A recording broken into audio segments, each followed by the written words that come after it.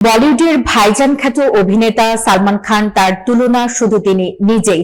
বলিউড যেন তার সিনেমায় আরো বেশি প্রাণ ফিরে পায়। তার নতুন cinema battle of girl one এর শুটিং সদ্য শেষ হতে না হতেই আরো এক নতুন সিনেমার গুঞ্জন সামাজিক মাধ্যমে ছড়িয়ে পড়ে। জানা গেছে ভাইজানের জন্মদিনেই নাকি বহু প্রতীক্ষিত কিক 2 সিনেমার আনুষ্ঠানিক ঘোষণা হতে পারে। যদিও এ খবরে সিলমোহর দেননি সিনেমার টিমের তরফে কেউই, কিন্তু কিক 2 ঘিরে বাড়ছে উত্তেজনার পারদ।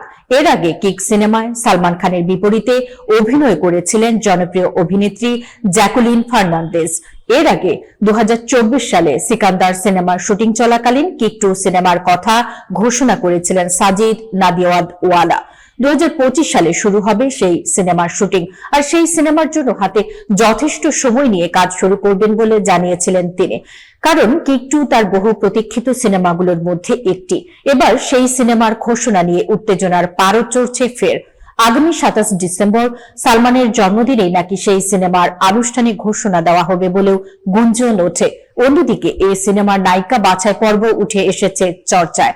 2014 সালে মুক্তিপ্রাপ্ত কিক সিনেমায় সালমানের বিপরীতে অভিনয় করেছিলেন জ্যাকুলিন ফার্নান্দেজ। কিন্তু এবার কিক 2 সিনেমায় সিকুয়েলে তাকে দেখা যাবে না, কারণ জ্যাকুলিনের জায়গায় দেখা যেতে পারে কৃতি শ্যাননকে।